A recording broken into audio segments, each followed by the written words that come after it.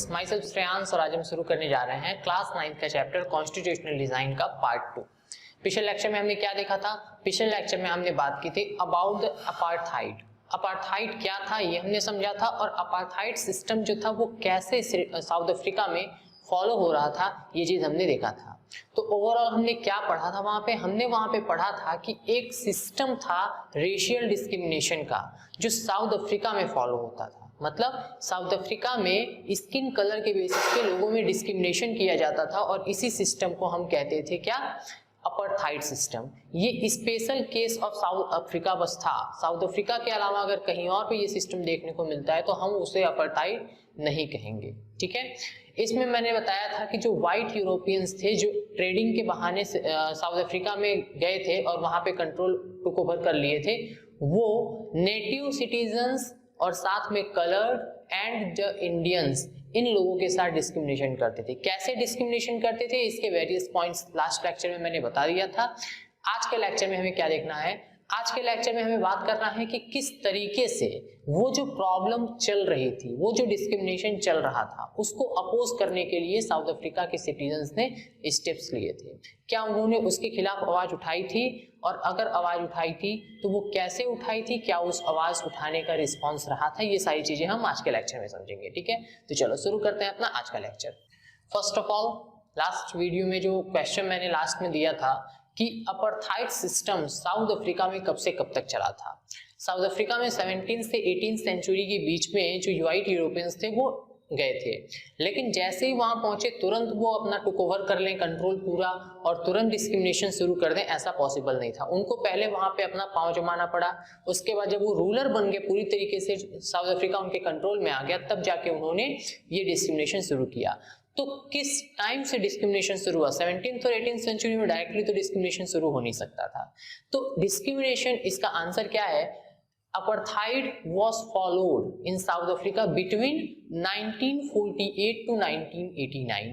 ये जो time period था 1948 से 1989, इस टाइम पीरियड के बीच में साउथ अफ्रीका में अपार्थाइड सिस्टम को फॉलो किया गया था, ठीक है।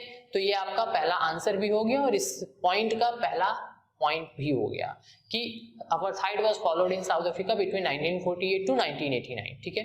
सेकंड पॉइंट क्या कह रहा है कि इन 1948 से अपार्थाइड शुरू हो गया। 2 साल बाद से ही इन 1950 ब्लैक, कलर्ड एंड इंडियंस, जो ब्लैक्स थे, जो मिक्स्ड रेसेस के थे और जो इंडियंस थे, ये जो तीनों तरह के लोग थे, दे फॉट अगेंस्ट अपार्थाइड। कब से शुरू किया इन्होंने लड़ाई? तो जस्ट 2 साल बाद ही 1950 से ही इन्होंने उसके खिलाफ आवाज उठाना शुरू कर दिया। बट द क्वेश्चन वाज कि क्या ये सक्सेसफुल थे? तो ये चीज अभी हम आगे देखेंगे, लेकिन आवाज उठा दिया था इन्होंने जस्ट 2 साल बाद ही। इन लोग का जो साथ दे रहा था, कभी भी अगर किसी बड़े चीज को अपोज करना है तो एक प्लेटफॉर्म चाहिए होता है। तो कौन प्लेटफॉर्म था जिसने इन लोग की हेल्प की थी इस स्ट्रगल में? तो African National Congress ANC was the umbrella organisation that led the movement. इसका क्या मतलब है? अम्ब्रेला ऑर्गेनाइजेशन, यहाँ पे एक वर्ड आया है, क्या मतलब है इसका? अम्ब्रेला ऑर्गेनाइजेशन का मतलब क्या छाता वाली कोई ऑर्गेनाइजेशन थी जो छाता वाता बनाती थी? ऐसा नहीं है। अम्ब्रेला का मतलब यहाँ पे छाता से है ही नहीं। अम्ब्रेला ऑर्गेनाइजेशन का क्या मतलब है? एक ऑर्गेनाइजेशन जो अम्ब्रेला की तरह काम कर रही थी, मतलब जिसकी छाया में लोग अपना काम कर रहे थे। मतलब कि ये जो स्ट्रगल मूवमेंट चल रहा था, ये स्ट्रगल मूवमेंट ANC के अंडर में हो रहा था। ANC जो ऑर्गेनाइजेशन थी अफ्रीकन नेशनल कांग्रेस, इस अफ्रीकन नेशनल कांग्रेस के अंडर में, मतलब वो इन लोगों को सपोर्ट कर रही थी इस स्ट्रगल के लिए।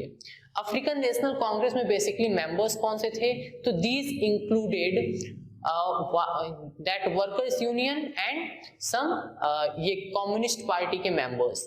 कम्युनिस्ट पार्टी मतलब साम्यवाद सरकार जो होती है, जो ये चाहते हैं कि जो प्राइवेट प्रॉपर्टी वगैरह ना हो वो कम्युनिटी कंट्रोल में हो, मतलब कि जो भी चीजें सोसाइटी में है वो पूरी कम्युनिटी मिलके कंट्रोल करे, पावर किसी एक हाथ में ना हो। तो ऐसे लोग जो ऐसी थिंकिंग रखते थे जिनको कम्युनिस्ट बोला जाता था, ऐसी ही कम्युनिस्ट पार्टी थी। तो कम्युनिस्ट पार्टी के मेंबर्स इसमें थे, कम्युनिस्ट थिंकिंग के लोग थे, और साथ में वर्कर्स यूनियन के भी मेंबर्स इस पार्टी में थे। एक और इंपॉर्टेंट पॉइंट आता है कि फ्यू व्हाइट यूरोपियंस जो व्हाइट यूरोपियंस थे जो ये डिस्क्रिमिनेशन इम्पोज करते थे ब्लैक्स, कलर्ड और इंडियंस पे, उनमें भी कुछ ऐसे थे जो सेंसिटिव थे। सेंसिटिव का मतलब कि जो अत्याचार ब्लैक, कलर्ड और इंडियंस के साथ हो रहा था वो उन्हें नहीं पसंद था।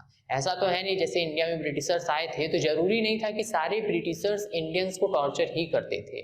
कुछ ब्रिटिशर्स ऐसे भी थे जो उस टॉर्चर को अपोज करते थे।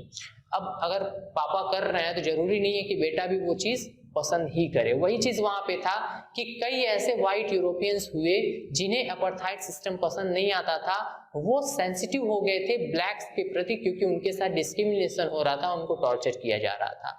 तो to oppose apartheid this sensitive white जो यूरोपियंस थे, they also joined African National Congress. ठीक है, तो अफ्रीकन नेशनल कांग्रेस में बेसिकली कौन लोग थे? व्हाइट यूरोपियंस भी थे जो सेंसिटिव थे और साथ में वर्कर यूनियन और कम्युनिस्ट पार्टी के मेंबर्स। तो इन सारे लोगों ने मिलके एक मूवमेंट को जो स्टार्ट किया था, स्ट्रगल मूवमेंट को स्टार्ट किया था अगेंस्ट अपार्थाइड। बहुत सारी वेरियस कंट्रीज थी जिन्होंने इनका साथ दिया। वेरियस कंट्रीज ने कैसे साथ दिया? तो many countries denounced it as. Denounced का मतलब क्या होता है? अनाउंस का मतलब सबको पता है। अनाउंस का मतलब क्या होता है कि अनाउंसमेंट करना, घोषणा करना, किसी को बताना।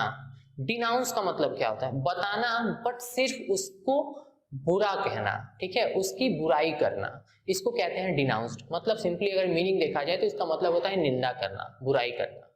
तो वेरियस कंट्रीज या several countries denounced apartheid as unjust and racist. अब अनजस्ट एंड रेसिस्ट का मतलब है, जस्ट का मतलब क्या है? जस्टिस का मतलब पता है? न्याय। तो अनजस्ट का मतलब क्या होता है? अन्याय। अन्याय। और रेसिस्ट का मतलब, रेस का मतलब जाति, तो रेसिस्ट का मतलब जातिवाद। ओके, तो ये जो पॉइंट है कि several countries denounced the apartheid as unjust and racist, मतलब कि बहुत सारी ऐसी कंट्रीज थी जिन्होंने अपार्थाइड की निंदा की और इसको अन्यायपूर्ण और जातिवादित बताया। मतलब वो ये कहते थे कि इससे जातिवाद बढ़ेगा और ये उन लोगों के साथ अन्याय हो रहा है, इस वजह से उन्होंने इसकी निंदा की। अब देखो यहां तक की कहानी समझ गए हो, यहां तक क्या था एक बार फिर से बताता हूं। 1948 से जो है अपार्थाइड सिस्टम शुरू हुआ, 1989 तक चला था। 1948 में शुरू होने के जस्ट 2 साल बाद 1950 से ही वहां के जो सिटीजन्स थे जो इस अपार्थाइड सिस्टम से परेशान थे, उन लोगों ने इसके खिलाफ स्ट्रगल मूवमेंट शुरू किया। अफ्रीकन नेशनल कांग्रेस वो अम्ब्रेला ऑर्गेनाइजेशन थी जिसने इस स्ट्रगल मूवमेंट को लीड किया था और इस जो कांग्रेस थी इसमें वर्कर यूनियन और आपके कम्युनिस्ट पार्टी के मेंबर्स बेसिकली थे। इसके साथ ही बहुत सारे व्हाइट सेंसिटिव यूरोपियंस भी थे जिन्हें ये चीजें पसंद नहीं थी और वो इस अपार्थाइड सिस्टम को अपोज करना चाहते थे, तो वो लोग भी अफ्रीकन नेशनल कांग्रेस के साथ थे। बहुत सारे ऐसी कंट्रीज थे जिन्होंने अपार्थाइड को डिनाउंस किया एज अनजस्ट एंड रेसिस्ट, मतलब अन्यायपूर्ण और जातिवादित है, ये चीज बोला और उसकी बुराई की। लेकिन सबको पता है यूरोपियंस इतनी जल्दी हार मानने वाले नहीं थे। सबसे अच्छे तो हम लोग जानते हैं इंडियंस कि यूरोपियंस इतनी जल्दी हार मानने वाले नहीं थे। चाहे कितना भी स्ट्रगल मूवमेंट चल रहा हो, कितने भी लोग उनको अपोज कर रहे हो या कितनी भी कंट्रीज उसको बुरा भला कह रही हो, बट यूरोपियंस जो कर रहे हैं वो करते थे। कैसे करते थे? तो white racist government continued to rule, अपना रूल कंटिन्यू किया। और कैसे कंटिन्यू किया? तो बाय डिटेनिंग, उसके बाद torturing and killing thousands of the people. जो लोग स्ट्रगल कर रहे थे, जो लोग अपोज कर रहे थे, उनको डिटेन करते थे। डिटेन का मतलब अरेस्ट करना।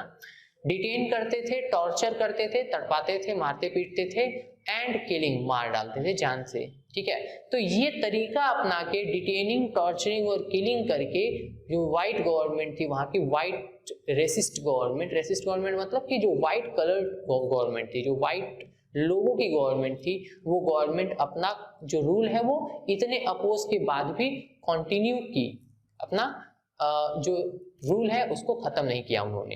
इतनी जल्दी हार नहीं मानने वाले थे।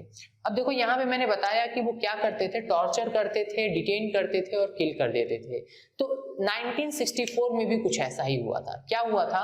इन 1964 Nelson Mandela and 7 other leaders जो इस अपार्थाइड के स्ट्रगल को अपार्थाइड के अगेंस्ट जो स्ट्रगल शुरू हुआ था उसमें जो डिफरेंट लीडर्स थे उसमें एक थे नेल्सन मंडेला और इनके साथ 7 अदर लीडर्स को अरेस्ट कर लिया गया और ये कहा गया कि ये ट्रीजन का चार्ज लगाया। ट्रीजन का मतलब क्या होता है? देशद्रोह का चार्ज लगाया गया। तो देशद्रोह का चार्ज लगा के इनको लाइफ इंप्रिजनमेंट की सजा सुना दी गई। सवाल ये आता है कि who was Nelson Mandela? Nelson Mandela थे कौन? तो इनके बारे में एक शॉर्ट में स्टोरी बता दूं। स्टोरी क्या, शॉर्ट में बहुत छोटी चीजें बता रहा हूं जो चैप्टर के लिए बहुत इंपॉर्टेंट है। इनकी जो बेसिक चीजें हैं कि जन्म कहाँ हुआ एंड ऑल, ये सब भी थोड़ा बहुत देख लेना, पूछा जा सकता है क्योंकि नेल्सन मंडेला इस चैप्टर के एक इम्पॉर्टेंट पार्ट हैं। ठीक है, तो इनके बारे में थोड़ा सा इनका बायोग्राफी जान लेना। बाकी आता हूँ नेल्सन मंडेला कौन थे इस चीज पे। तो नेल्सन मंडेला को African Gandhi, south African Gandhi भी बोला जाता है। क्यों बोला जाता है? क्योंकि जैसे इंडिया में यूरोपियंस के खिलाफ, ब्रिटिशर्स के खिलाफ आवाज उठाने के लिए और स्ट्रगल करने के लिए सबसे मेन रोल था गांधी जी का, मेन नाम आता है गांधी जी का। सेम तरीके से साउथ अफ्रीका में जो व्हाइट यूरोपियंस का टॉर्चर था उसको खत्म करने में सबसे इंपॉर्टेंट रोल जो था वो था नेल्सन मंडेला जी का। नेल्सन मंडेला जी को 27 साल की जेल हुई थी।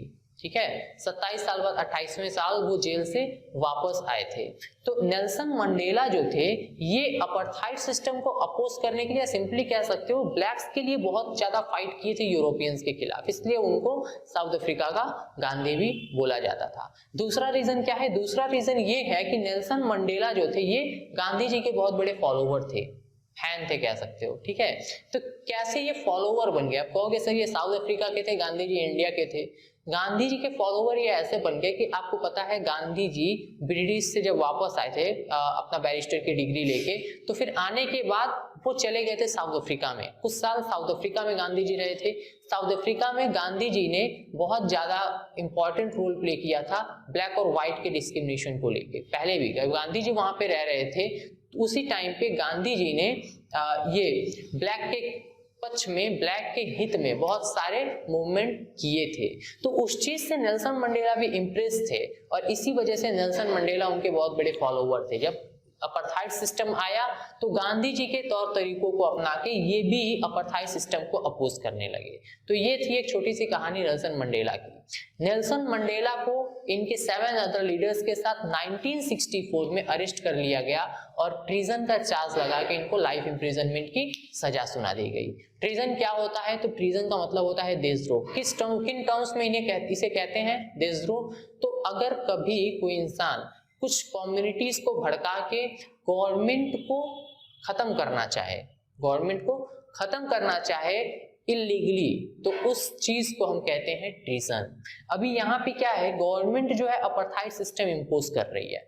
नेल्सन मंडेला अदर लीडर्स को लेके और अपनी कम्युनिटी को लेके इस अपार्थाइड को अपोज कर रहे हैं। लोग इसे इलीगल बता रहे हैं क्योंकि मैंने पहले भी बताया था इन्हें मास्क जो भी अपना एसोसिएशन बनाने का या प्रोटेस्ट करने का राइट नहीं था, फिर भी ये लोग वो काम कर रहे थे। तो ये गवर्नमेंट के खिलाफ जा रहे थे और साथ में गवर्नमेंट की पॉलिसी को ही अपोज कर रहे थे। इस वजह से नेल्सन मंडेला को ट्रीजन का चार्ज लगा के लाइफ इंप्रिजनमेंट की सजा सुना दी गई थी। अब देखो ये पूरी कहानी जो थी कि कैसे स्ट्रगल शुरू हुआ, कैसे उन लोगों ने इस चीज के खिलाफ लड़ाई लड़ा, ये पूरा पॉइंट समझने के बाद आपको एक चीज समझ आ गई कि ब्रिटिश गवर्नमेंट इतनी जल्दी, यूरोपियंस जो थे वो इतनी जल्दी हार मानने वाले थे नहीं। स्ट्रगल चल रहा था लेकिन स्टिल वो अपना रूल कंटिन्यू किए।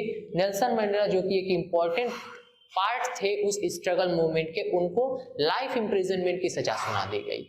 तो क्या इसके बाद वाकई में अपार्थाइड सिस्टम खत्म हो पाया था? एक सवाल आता है। तो जब पहला पॉइंट जो पढ़ोगे कि 1989 तक चला था, तो वहां से सवाल का जवाब तो क्लियर है। हाँ, 1989 तक चला था, वो खत्म जरूर होगा। कैसे खत्म होगा ये चीज जानने के लिए हम लोग नेक्स्ट एपिसोड देखेंगे। ठीक है, नेक्स्ट एपिसोड में हम बात करेंगे कि इसके बाद क्या कहानी रही और कैसे कैसे जो है फाइनली अपार्थाइड सिस्टम वहां से खत्म हो गया था। फिलहाल आज के लिए आपका क्वेश्चन क्या होगा? आज का क्वेश्चन होगा 1964 में किस डेट को नेल्सन मंडेला अरेस्ट हुए थे?